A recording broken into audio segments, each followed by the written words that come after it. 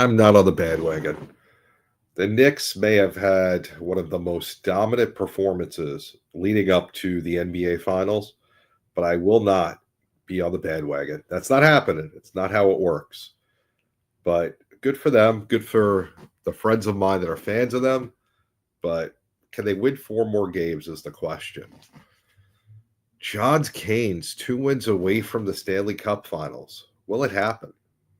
We'll talk to him about that later. Josh Jacobs, 5 counts and getting arrested today. That's not good. May end his career. Pretty bad. A lot going on. The Game 5 in the Western Conference, teams tied at 2. That series is a series. There's a lot going on there. I mean, people complaining about SGA flopping as if, he didn't learn from LeBron.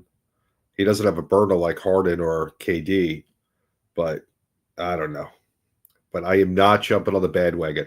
I told someone earlier this week, I think it was John I told, my teams do not believe in the NBA playoffs and the Stanley Cup playoffs. They purposely decide that they don't exist. They treat it like, mythical figures. They just, maybe they're true, maybe they're not. They just don't get there. So I don't have to worry about, being involved in finals or things like that. The last finals I had to deal with for my team was, college. That was many years ago. All right, let's bring John in. 2 wins away, John. 2 wins. 2 wins away from the Stanley Cup Finals. 2 wins away, but we're not counting our chickens before they hatch, since we all thought the Avalanche were going to the Stanley Cup Finals, and they're down 3-0 as of tonight to start tonight. So, I mean, the Hurricanes are up 2-1, but they had to go to OT twice to win, and they got blown out once. So they like that extra hockey, though. That's been their thing. And that's the way they play. That's the way they play, and that I completely get that. They're not going to blow you out. They're not going to kill you scoring wise, but they're going to do exactly what I told everybody they do, and they smother you to death. They put a pillow over your face, and they make you uncomfortable. They smother you. You know what I mean? But legally, of course, because we wouldn't, not allegedly, not any domestic violence stuff. Not allegedly, like some running backs. We wouldn't strangle anybody or nothing like that. But they do make you feel uncomfortable, and they do really do smother you, and that's why I believe the Habs had 0 shots on goal in the last 40 minutes of the game or whatever, counting overtime. Which, I mean, in a playoff game, I don't think I've ever heard of a team having 0 shots on goal in a 40-minute stretch. That's 2 periods of hockey with 0, that's 0 shots on goal. Yeah, that's just way too long. You can't win the game if you don't shoot.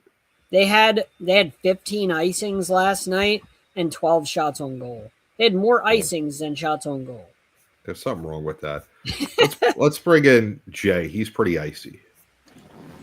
Well, not exactly. I'm not wearing any jewelry or anything like that. Some of my takes may be a bit ice cold sometimes, but hey, I'm here and here to talk what's going on in sports week. There's stuff going on in sports. And you got the right colors in your background, black and red. That's the perfect colors for, the NHL playoffs. It's the perfect colors. Hey, and also at the same time, and John, you and I both know some people were WCW and some of us were NWO Wolfpack. Yeah. Exactly right. Nobody likes that wrestling crap. We're not into that crap. Sure. We love Top Rope Talk. I love Top Rope Talk. Listen, Top Rope Talk, I only watch because the personalities are phenomenal. It's not about wrestling. I'm a bandwagon jumper for good personalities on shows. And they have some great personalities. Denzel, Tyler, Sean. How could you not love it? I mean, if they would talk, they could talk about basket weaving. I would tune in. That's how good they are. And as long as we can, smash somebody over the head with one of those baskets at the end, and maybe he'll get us the 3 count. But yes, ladies and gentlemen, that is Top Rope Talk. We are on live Mondays, as you can see at the bottom of the screen. We actually did not have a show because of the holiday, but instead I typed up an article on sideline.se.com. So please go and check it out. It is the WWE Clash in Italy preview and predictions, and we will have the recap show coming up next Monday. What is this, like a battle royale and John got thrown out of the ring? He just disappeared? I didn't touch him. I don't know. I mean, where he went? I'm like, I don't know where he went. He just left. You started talking about wrestling, and he said, I'm out. John, I will not do it. All right. Well, let's take a couple of seconds, and let's just say I'm in shock. And we'll get to that in a few minutes. We're going to take a quick break. We're going to come back, and we're going to do quick hits, because maybe John will be back by then. All right. After these messages. Welcome to Sideline Sports and Entertainment. Buckle up and get ready for the show. James Harden, I would take him over KD. I'll tell you one, Prince. I would love to see a Prince biopic. If anything, it's more impressive that they didn't get swept or losing 5. So the Magic definitely outperformed expectations. I mean, they got beat by a Luka-less Lakers team. Like, how does that even happen? How does that even happen, John? Where are you? Someone put out a missing person report of John Shearer, because he's not here. He was here. Now he's not here. I'm very confused. Well, he should be back in a minute. Well, maybe we should go to quick hits. He'll pop in during the first one. Let's do some quick hits. All right. Quick hits. Oh, hold on. Look who's back. I'm back. There goes the neighborhood. StreamYard's fantastic. Just in time for quick hits. All right. Ready for number 1? Yeah. Number 1. Johnny Octagon, former NFL quarterback Johnny Manziel wins MMA debut by TKO at UFC Apex. Thoughts? John, why don't we start with you on this one? Because you look thrilled by this topic. I mean, I watched the video. It literally looked like when two girls get into like a hair pulling match. You know, like 2 girls in a high school, they pull their hair, and that's the extent of their fight. I mean, Johnny Manziel's hits were so slow, like you would have thought it was being played in slow motion. He had a giant beer belly. He did not look in shape at all. He had a giant beer belly that was hanging down on the guy. The hits like didn't look impressive. You know what I mean? It didn't look fluid. It didn't look like the guy had ever stepped into an octagon or a ring or anything. It looked like it was literally he got thrown in there 5 minutes ago. It was horrible to watch. If anybody decent actually was fighting him, he would have been knocked out, with 1 punch, I believe. It was just so bad to watch. I maybe he's broke or something. I don't know why he's doing this. I don't know who advised him to do this. But it was really hard to watch. It was just horrible. Jay? Well, also, not only did Johnny Manziel win, but Aiden Ross had this little boxing MMA thing, and popular social media story. He was a streamer, whatever. Super Hot Fire knocked out R&B singer Ray J. So how about that? But as far as Johnny Manziel, I'm in line with what you're saying there, John. I think he might be broke. He might be looking for other means of income, and I don't know if he's exactly bright enough to start a show or anything. But obviously, he still thinks he's athletic. He obviously can't play football anymore. Some could argue he couldn't do that before when he was young, but hey, whatever, right? He beat a streamer. Don't put too much stock into that, Yeah. It's anyone's guess if he's going to make an actual career out of this. I'm going to go on a limb and say yes, he's going to give it a shot because he probably needs the money. But good for him. at least he could say that I guess not too many of us can say that we've won a Heisman Trophy, played in an NFL game, and won an MMA fight. So here's to Johnny. So here's what I'm going to say about this. Seriously, who cares? Johnny Manziel, go on Uber, deliver some food, drive some people around if you need money. John has described you as a middle-aged dad. You know, your career was trash. You were trash. And now you're not even in shape to get into the ring. And somehow you won. That says even less about your opponent. You know what? No respect for you, bro. But you're welcome to come on Sideline and tell us why you did it so we can laugh at you. And I don't really laugh at people very often, but that seems like I'd be laughing at him. You know what? I challenge Johnny Manziel to go into the octagon in 3 months.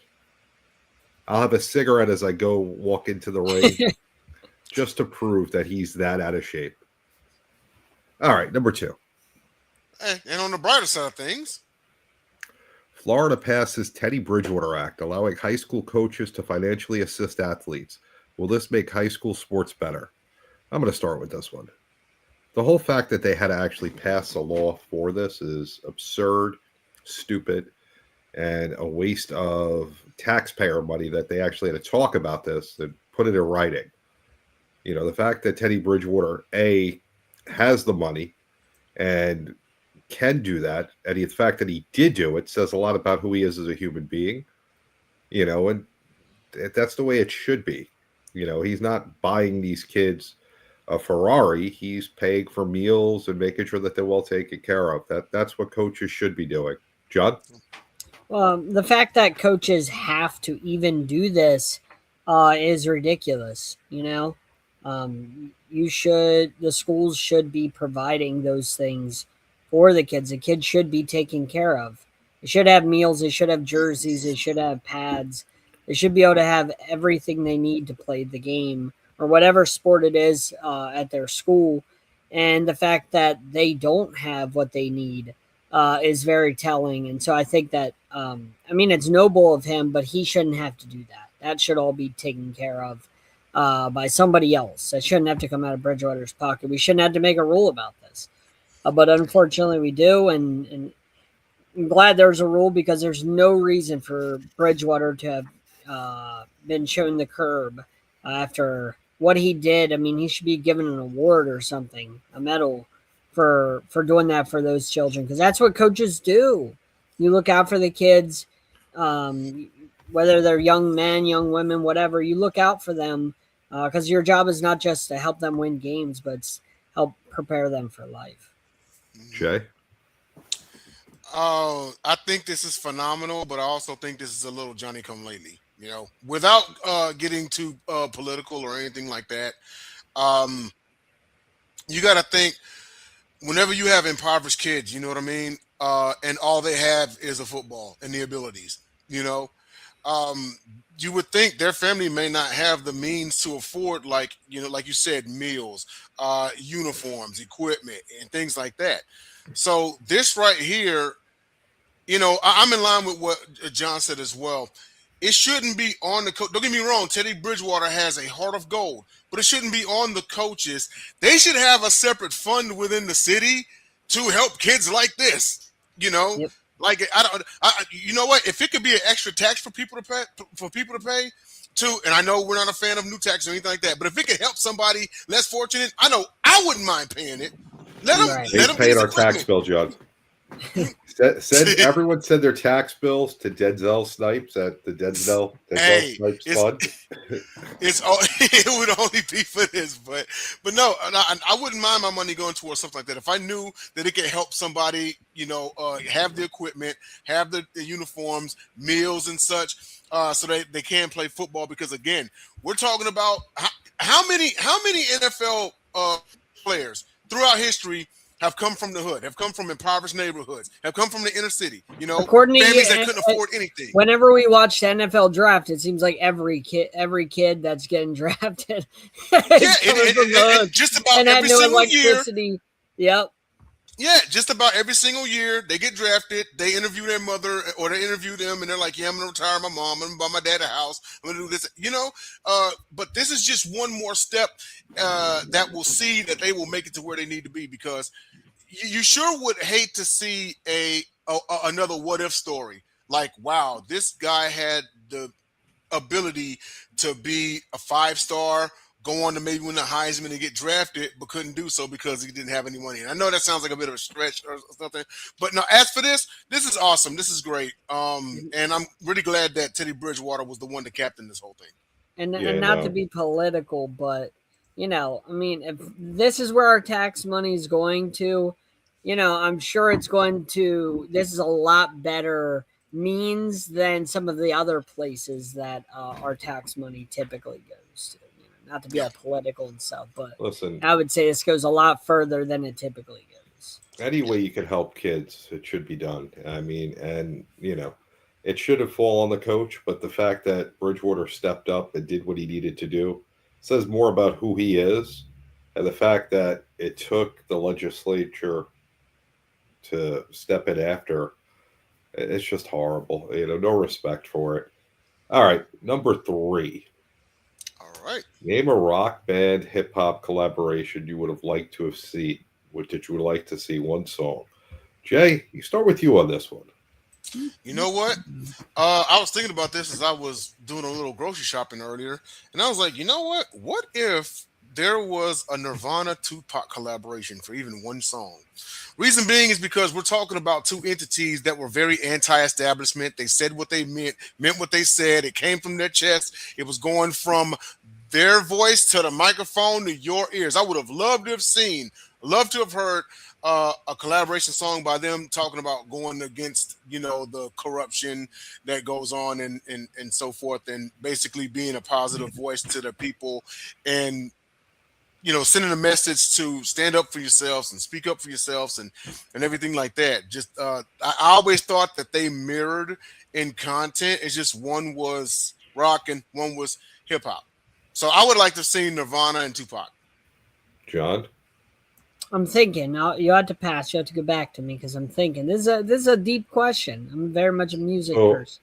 So I'm going to go way in the past with the Beatles, right?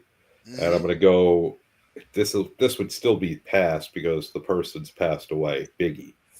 Whoa, because that's interesting. I think that would be a really sick combination.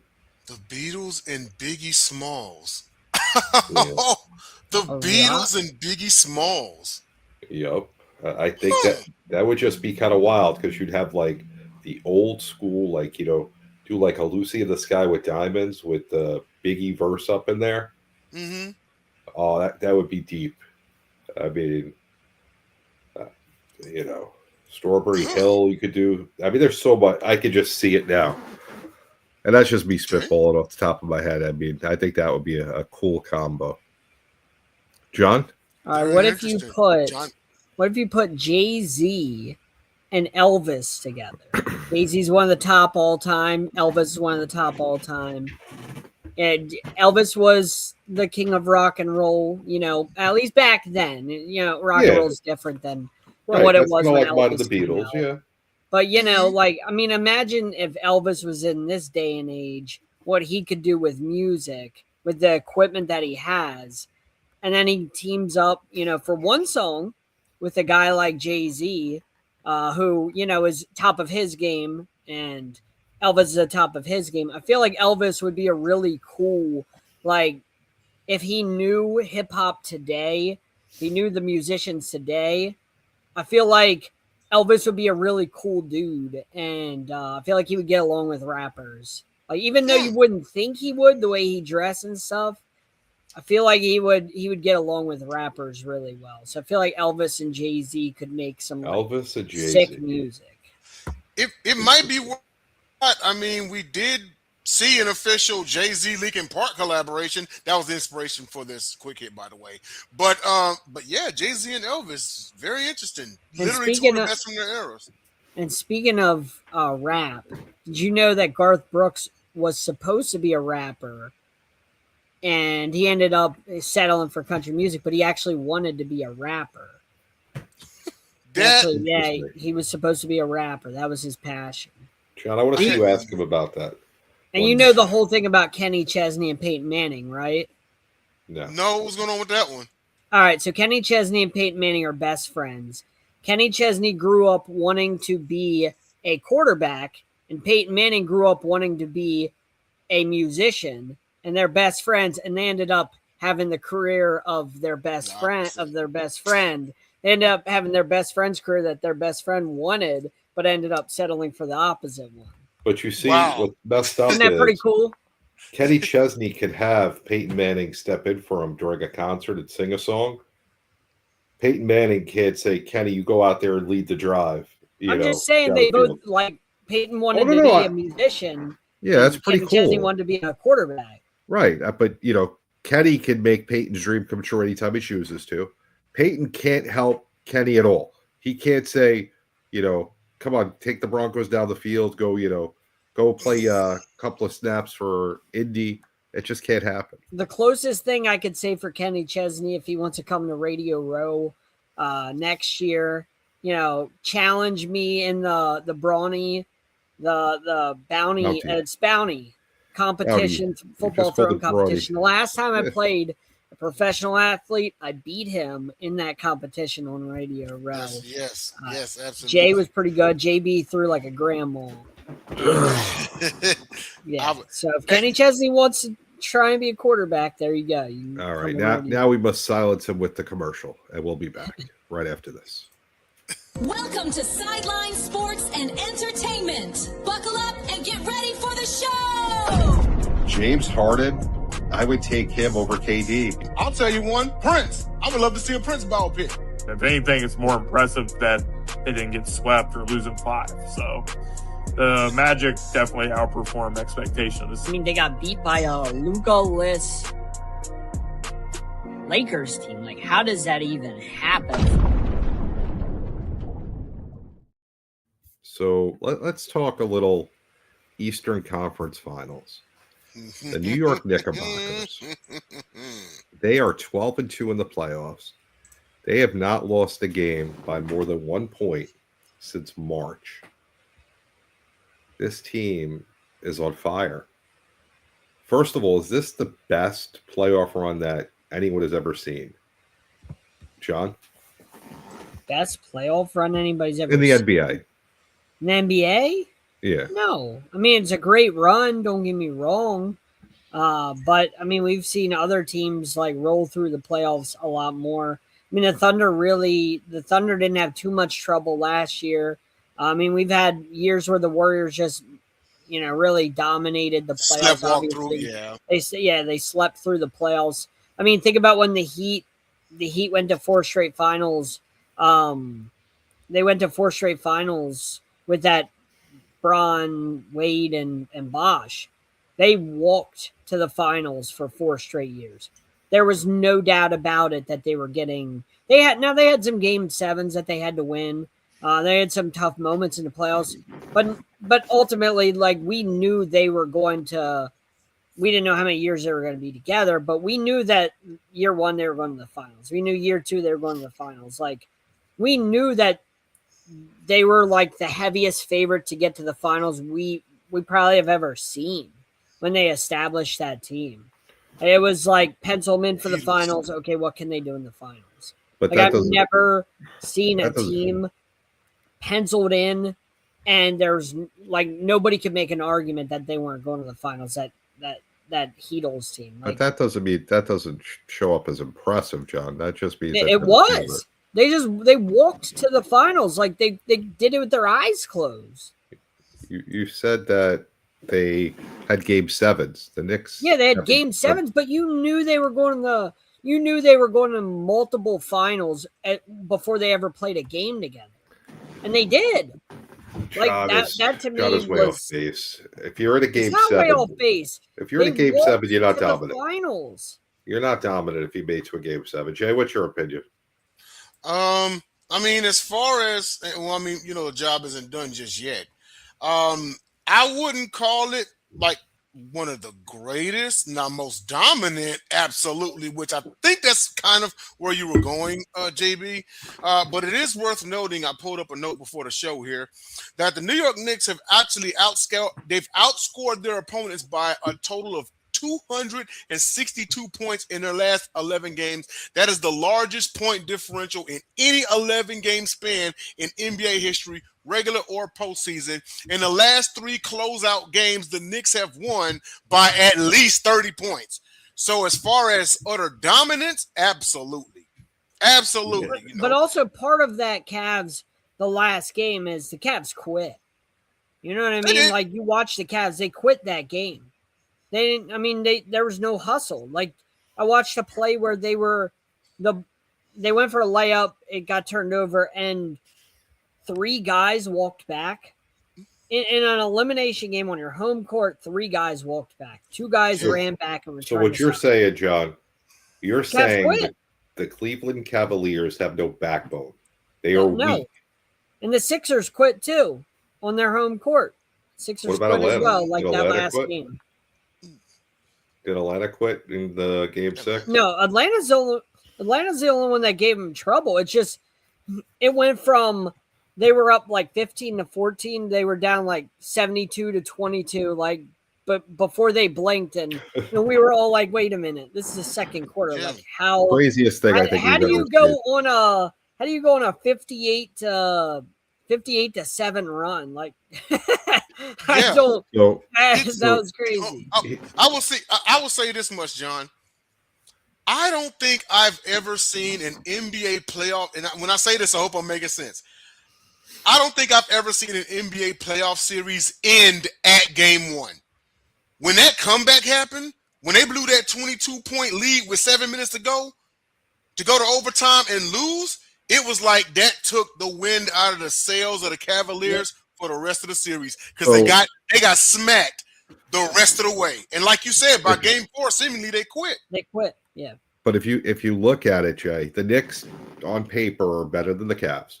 Mm-hmm. They had a huge amount of time off while the Cavs went to game 7 against the Pistons. So the Knicks had rust in game 1. They finally started playing towards the end of the game. They got their game shape back in, the game focus back on. And the Cavs played sloppy. They played careless. And maybe they were a bit tired having a long series. And they fell apart down the stretch. And like you said, that was it. They stole their soul out of their body when they won that game in overtime. When they won the game, pretty pathetic. I mean, now also keep in mind, JB, it could also work in the opposite effect as well. Because if you got a team that's on like 7 days rest, right? Because they demolished their series. And then you got a team that's coming off of game 7 having to turn right around and play another game 2 nights later. It also could be viewed as they are already in rhythm. Yep. So they haven't had to stop. So it really, whenever we bring up stuff like this, keep in mind that it could go either way.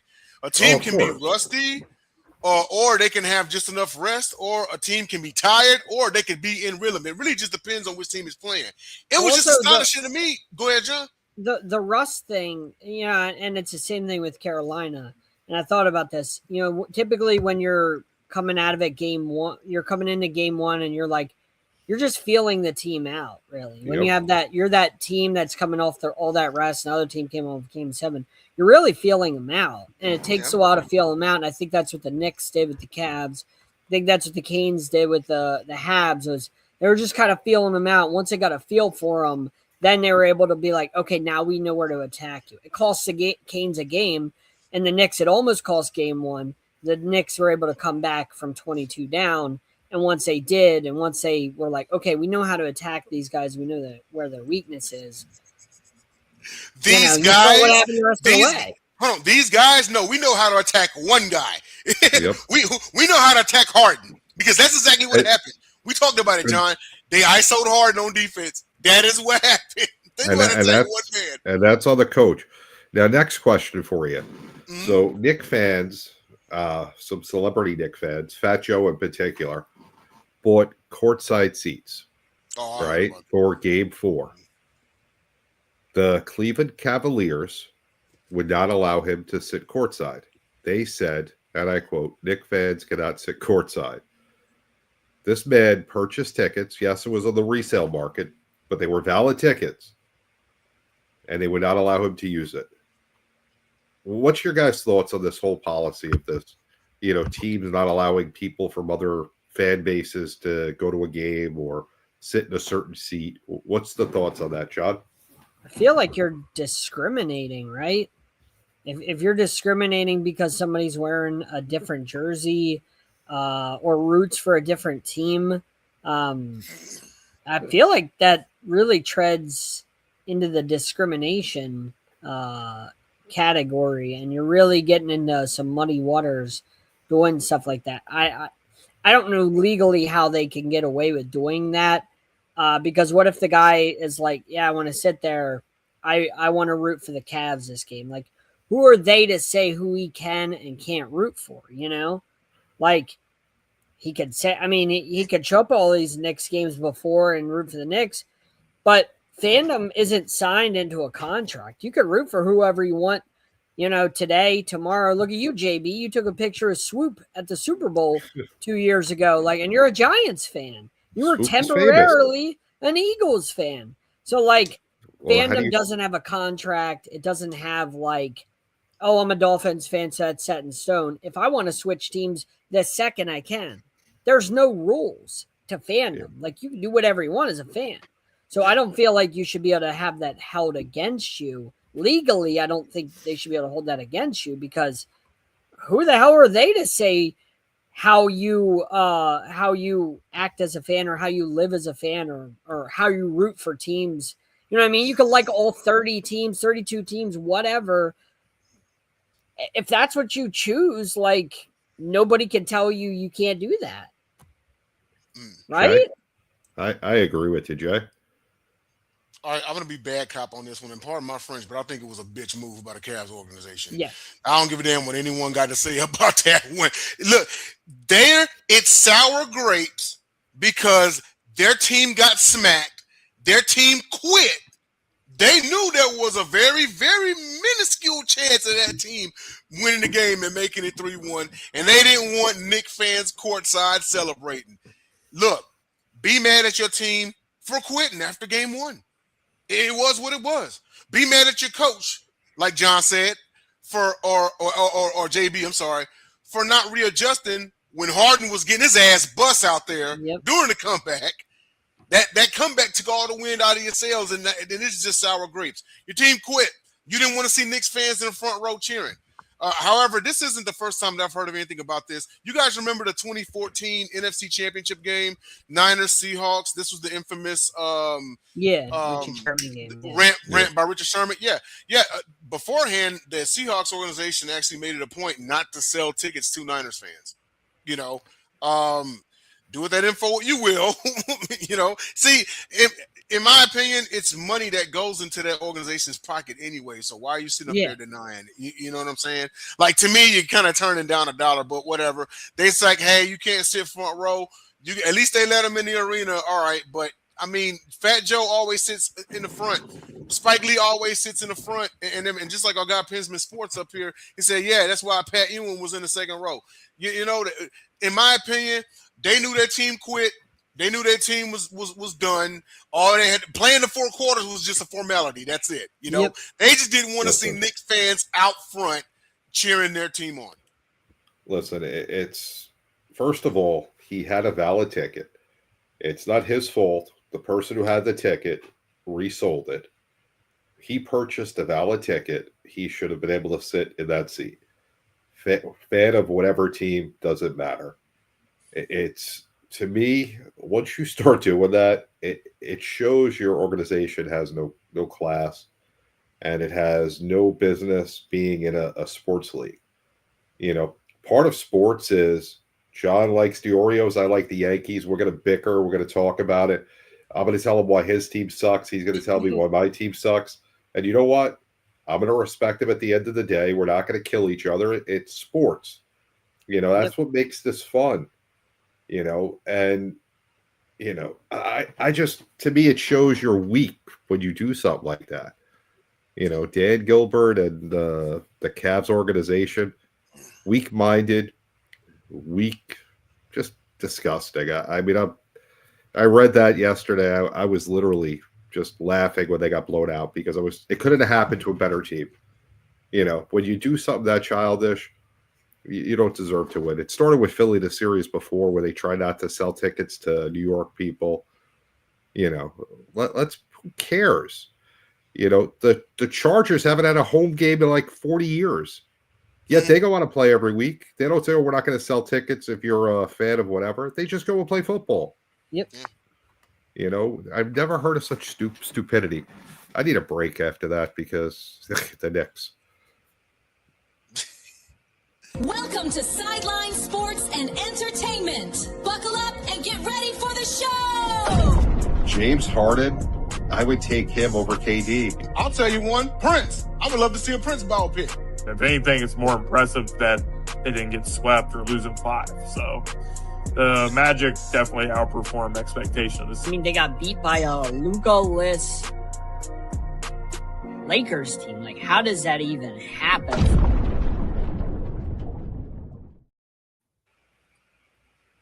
And we're back. All right, let's talk a little Western Conference Finals. So the game's in the second quarter as we speak. It is a 2-point game. Thunder up 2. You know, it's close. It's 30. They're up 4, 33-29. These are, I think, whoever wins this series, I think, is winning the finals. But what a great series. You know, you have the MVP SGA versus probably one of the top 3 players in the league in Wemby. It's exciting. It's good basketball. And what a thing. Hey, Bruno, how you doing, man? Bruno. How exciting is Bruno. Is it for San Antonio to go from David Robertson to Tim Duncan to Wemby? Like, what a lineage to have. You know, one of the best players in the league, you know, from one to another. I mean, granted, there was a little crossover with Robinson and Duncan, and then have Wemby. That's just sick. I think the Spurs find a way to eke this out at 7, but what a great series. What do you think, Jay?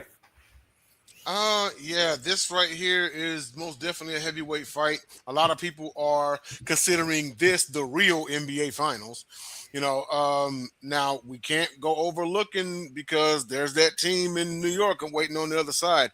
But from the way that both teams have been playing, it's just been, you know, punch for punch. If you guys notice in Game 4, you know, the Spurs had to actually pull ahead and win because there's been this thing, and I understand this can't solely be a topic. It's okay. I'm still going to, you know, bring up a little bit is, you know, and John, you've seen it. I know you've seen it. Okay. The OKC Thunder have become the Kansas City Chiefs of the NBA because if the game is close, here come the whistles. Here come the zebras. And with that being said, and this goes to San Antonio. If San Antonio doesn't make it out of this series, this goes to the New York Knicks. You have to blow this team out. You have to. Because if you keep it close, come the referees. Did you notice that SGA, when he plays for his native Canadian team, actually relatively turns into a regular player? Because FIBA rules allow for more contact. Whereas in the NBA, well, I mean, you know. Yeah, any breathing on them and it's a foul. Exactly. And so he's kind of, you know, resorted to perceived foul baiting and things like that. And here's the deal is I always will say you got to look at it like he's doing what the referees are allowing him to get away with. So who's the real bad guy? People are questioning is he foul bait? Is he trying to draw a foul or is he manipulating the refs? There's a difference. It might be a little bit of both. I've seen more foul baiting, honestly. I've seen more foul baiting. You've seen him take his jump shots. No one's touching him. Hands behind their back, hands up, and then that's manipulating. That's manipulating the refs. That's manipulating. Well might be. Like if you're trying to, if you go up for a shot and a guy goes in the air and then you lean into him, that's trying to draw a foul, and that's just part of the game. You're trying to draw a foul. But if nobody touched you and you're just flopping around, and that's the problem I think a lot of fans have, is he flops around whenever nobody touches him or he barely gets touched. He acts like he just got shot out of a cannon, or he acts like like. Hold on one sec. What's this? Yeah, he acts like he just got shot, man. Like that's what it sounds like. SGA, somebody breathed on him. Like, boom, he acts like he just exploded from TNT or something. It's Like ridiculous. that's the problem that me and almost everybody outside of OKC has, is that he's doing, remember 2023 or 2024, that 2023, I think it is, the NBA implemented the embellishment rule. You can't draw fouls based on what he's doing right here, and you actually get called for it. You can get suspended, you can get suspended, you get fined. All kinds of stuff if you keep doing it. All kinds of crap like that can happen. And they don't call it. The NBA doesn't call it. They made a rule and they don't enforce it. And that's the problem. That's why people don't like SGA, because it's not fun to watch that. So every play. It's crazy because whenever you take a team, real quick, whenever you take a team like the Thunder, a young team that hadn't won an NBA title, as the Thunder, you know what I mean? It's like, oh, well, shoot, we got a brand new team that won it all. And immediately they're bad guys because the referees are favoring them because of what they do. I saw Chet Holmgren blatantly step on Wemby's foot the other night. Blatantly step on his foot. No call. That should be a flagrant.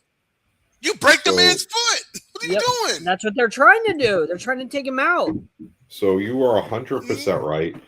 James Harden used to be the best at it. He would kick his leg out and go to the free throw line more than anybody back before the rules were changed. SGA goes to the free throw line more than anybody at the moment. And it's not even fun to watch, unfortunately. I don't know.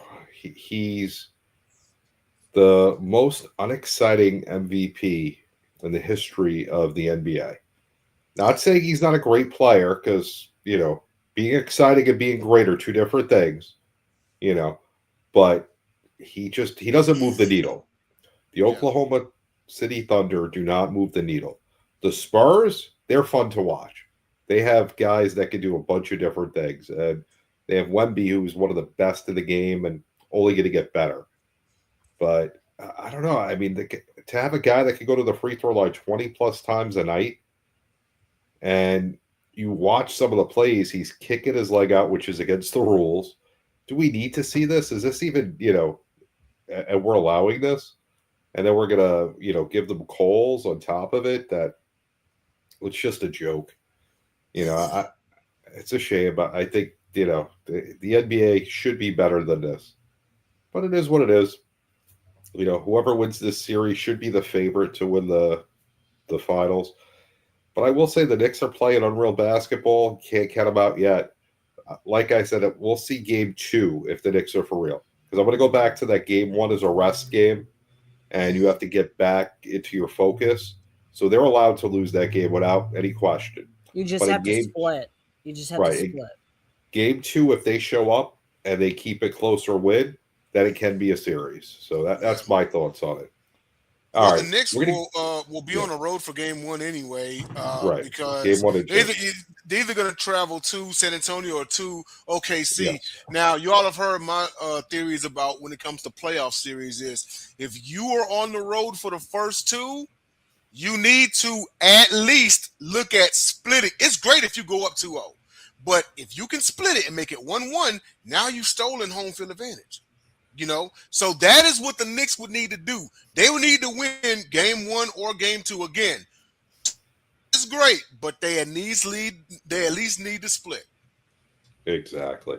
All right, let's give John 2 minutes to tell us why his Canes have a 2-1 lead and why they're going to the Stanley Cup. Well, I think I kind of touched on it earlier. The Canes aren't a team that are going to kill you offensively. They're going to smother you defensively. They're going to force you to turn it over. And they're going to play great defense. They're going to shoot a ton of pucks at your goalie. They may not be They may not all be on, necessarily on goal. They may not be the prettiest shots, but nobody shoots more shots than the Canes. And the Canes don't allow you to shoot at all. So they force you to, they pressure you, and then they force these turnovers, and you get frustrated, and that's how they create their scoring chances. And that's exactly what they've done to the Habs in games 2 and 3, as they've and Rod Brindamore was asked about after game 2 what the plan was. He's like, I'm not telling you guys. He's like, we executed it, but I'm not telling you guys. And it's clear, like, they're not, like, game 1 they were aggressive. Game 1 they were aggressive, and the Habs took advantage of that, and their speed was able to overwhelm Carolina, and they were able to use the turnovers to beat Carolina. Games 2 and 3, Carolina sitting back, playing defensively, waiting for you to try and come into the zone. As soon as you come into the zone, you have 2 guys swarming you, and they're just going to poke check the puck away and knock it back out. And eventually that gets frustrating, because you saw the Habs in game 3 last night, 15 icings and 12 shots on goal. So if you ice the puck more than you're shooting the puck, that tells you that you're getting desperate trying to make that stretch the ice pass. You're trying to hit a home run with your passes so you could do what you did in game 1, and it's not there anymore. And the Habs are so young, Jay. They don't understand why those plays aren't there like they were in game 1. They're like, well, why aren't they there? They were working in game 1. Well, yeah, they were working in game 1. It's what I tell you earlier, Jay. I said the Canes were feeling you out game 1. Yeah, you beat them 6-2. Congratulations. It's 1 game out of 4 that you got to get. But once they know what they got to do, and that the Canes have been here, this is their 8th year in a row in the playoffs, and they've been to the 2nd and 3rd round every year. They have all the experience. Rod Brendamore's seen it all. He's been around hockey basically his whole life.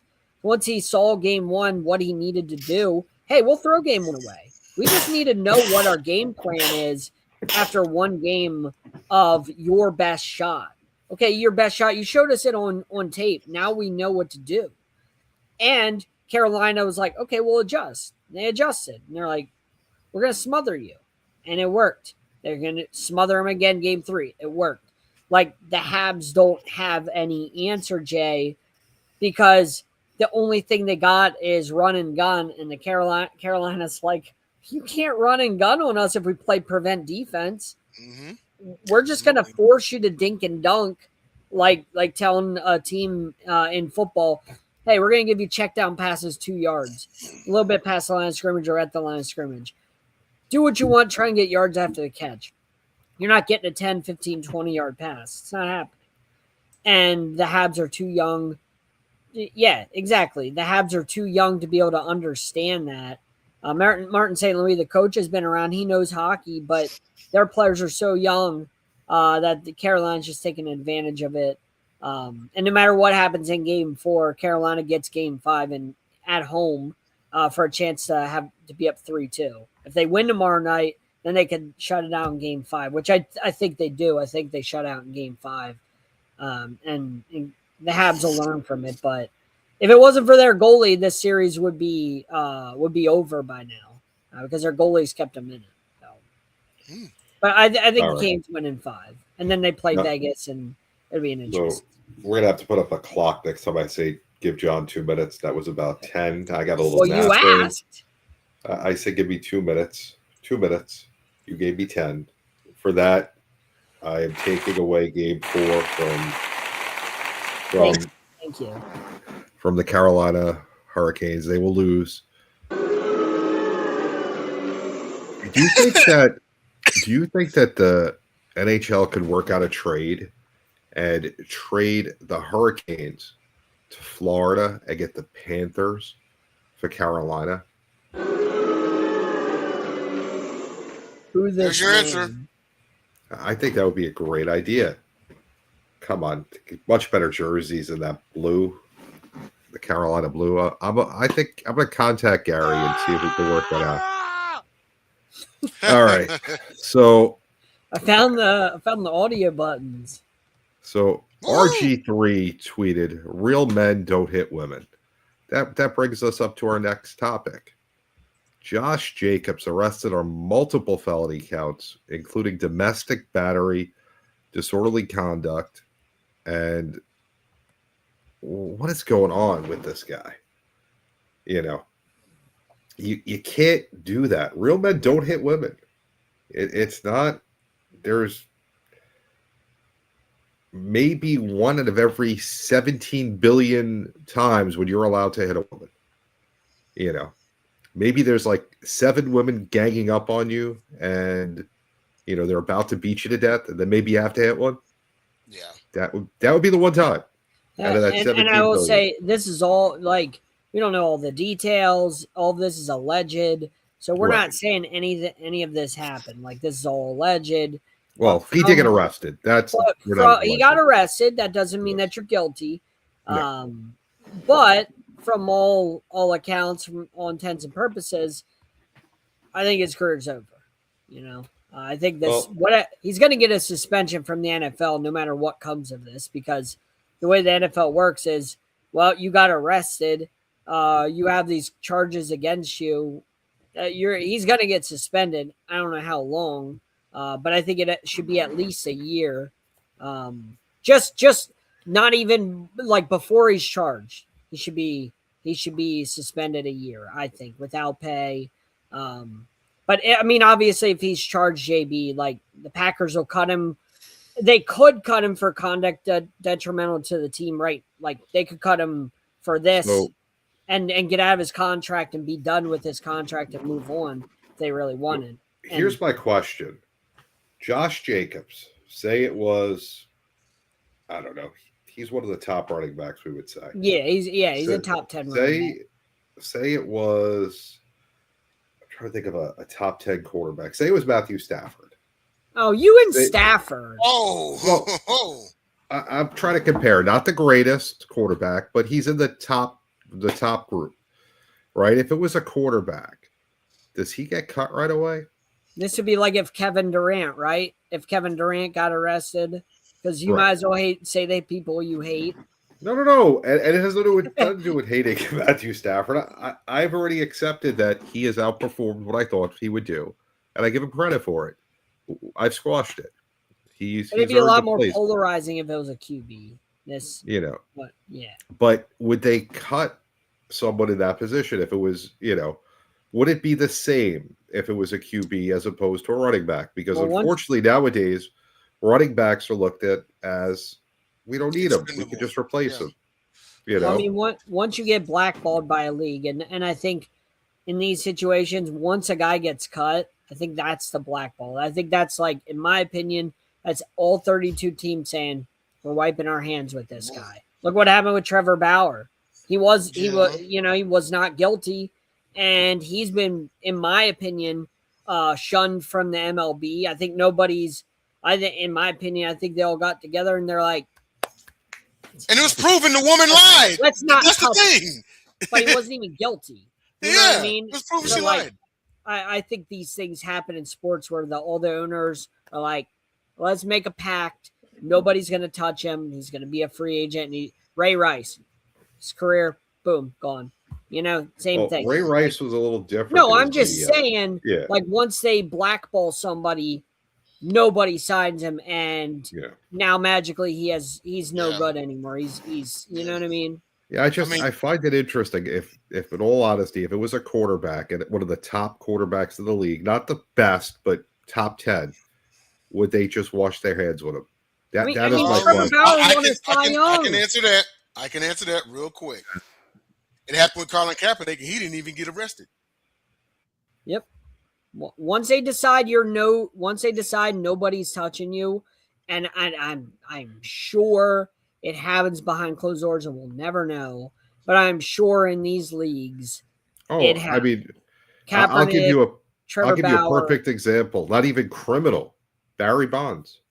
Yeah. He was a free agent before he retired. Nobody signed him. I don't even remember that. That's like one of those things. I don't even remember that happening. Him being a free agent. He was the home run king. No, alleged use of PEDs or not, he had more home runs in history than anybody in baseball. Should be in the hall. And the fact that nobody signed him, when he just was hitting 70 plus homers a year and walking how many times? So you're going to tell me that that's not some sort of collusion? Yeah. We all knew that, but same thing happened with Bauer. Still happening. He's playing for the Long Island Ducks right now. He threw a no-hitter in the independent league. You can't tell me a Cy Young winner who clearly looks like he's still got it isn't better than some of these bums that I watch pitch that have 7 ERAs, 8 ERAs, 9 ERAs, 10 ERAs. I watch some of these guys get shelled. They're not even AAA pitchers, and I'm watching them pitch, and I'm like, you can't tell me. You tell me that a Cy Young pitcher, former Cy Young winner, isn't better than some of these guys that are stumbling on the rosters? Like, I mean, how many times, JB, do we see guys get taxi squatted because your bullpen is so beat up, and they just need a guy from AAA or AA to come in and be spot start for one day to taxi. You're telling me Trevor Bauer can't get one spot start on an MLB roster after winning a Cy Young, but some of these bums from AA and AAA come up for one day? Come on, man. Like, that he got shunned from the league. It's the same thing. Like, once they decide Josh Jacobs, if they do, is no longer valuable to the league, nobody's going to touch him, whether he did it or not. It's just a shame, the fact that he's going through this. If he did do it, horrible move. If he didn't do it, it sucks to be him. And, nobody knows except whoever was there. We don't know who was there. I haven't, this came out today. I haven't seen all the reports except that he got arrested on 5 counts. JB, we do have to exit. This is the equivalent of being friend zoned by a woman. Never escape it. It's basically impossible. Only one person has escaped the friend zone, Deshaun Watson. Somehow, some way, Deshaun Watson escaped all of that, and some team, Cleveland Browns, of course, traded for him and then gave him the largest guaranteed contract in the history of the NFL. Like, he's the only one to escape the friend zone. Because everybody else is stuck in the friend zone and they've never escaped. That's the only guy I can remember that was polarizing and got out of that. I mean, we'd have to wait until everything comes out and such. I had just seen a notification from you guys before the show, but yeah, just like John said, just because they got arrested doesn't necessarily mean they're guilty. It's very possible that he did it. It's possibly that he didn't do it. Yes, I expect some sort of suspension to come down, him to even get cut. Keep in mind, Stephon Diggs. He got cut by the Patriots for that thing, and then they went to trial, and he was found not guilty. She lied. Now, I'm not saying that this is going to be the same outcome. I'm not saying that it's going to be – we just got to wait until everything comes out. Don't rush to judge or anything like that. Now, if we look and he pled guilty to everything, then, obviously he did it. You know what I mean? But I'm just I think that may have been a bit of a premature tweet by RG3, because if it comes out that this woman lied or something, then he owes him a loud apology. But if he's guilty, then he's guilty. All I'm saying is, before people rush to judge and everything like that, because I know the reputations of some athletes and whatnot, there are some terrible athletes out there that, because they have, X amount of money, that make this much, that they can do anything they want to include essaying and physically assaulting women. They're horrible. We don't claim them, okay? Now, there's also some undesirable women out there that lie on these athletes when they don't get their way. Yeah. All I'm saying is, wait till everything comes out before you go tweeting or anything like that. I got to agree with you. So we're out of time. The Cubs have lost 10 in a row.